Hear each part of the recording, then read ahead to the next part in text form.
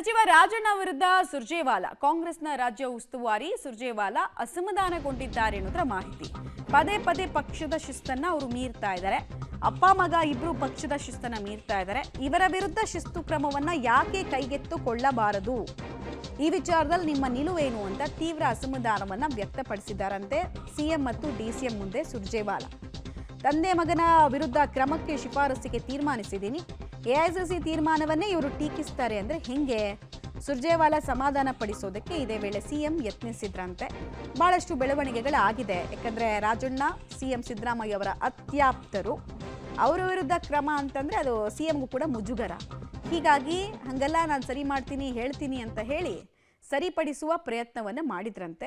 But ಅಸಮಾಧಾನಗೊಂಡಿದ್ದಾರೆ ಅಂತ. ರಣದೀಪ್ ಸಿಂಗ್ ಸುರ್ಜೇವಾಲಾ ಅವ್ರನ್ನ care ಮಾಡದೇ ಇರುವಂತಹ ಸಚಿವರು ಯಾರಿದ್ದಾರೆ ಕರ್ನಾಟಕದಲ್ಲಿ ಸದ್ಯಕ್ಕೆ ಕೇಳಿದ್ರೆ KN ರಾಜಣ್ಣ.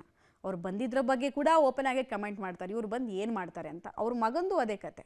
ನಾವೇನು ಸಮಸ್ಯೆ ಆಗಿದೆ ಅಂದರೆ ಅನುದಾನ ಏನು ಸುರ್ಜೇವಾಲಾ ಬಿಡುಗಡೆ ಮಾಡಿಸ್ತಾರಾ ಅಂತೆಲ್ಲ ತೀರಾ ಖಾರವಾಗೇ ರಣದೀಪ್ ಸಿಂಗ್ ಸುರ್ಜೇವಾಲಾ ಅವ್ರನ್ನ ಉದ್ದೇಶಿಸಿ ಮಾತನಾಡ್ತಾ ಇದ್ರು.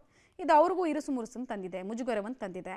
ಹೀಗಾಗಿ ಹೇಳಿದಾರಂತೆ ಅವ್ರ ವಿರುದ್ಧ ಕ್ರಮ ಕೈಗೊಳ್ತೀವಿ ಅಂತ. ಕ್ರಮ ಕೈಗೊಳ್ಳೋ ಎದೆಗಾರಿಕೆ ಇದೆಯಾ ಸುರ್ಜೇವಾಲಾ ಅವ್ರಿಗೆ? ನೋಡೋಣ.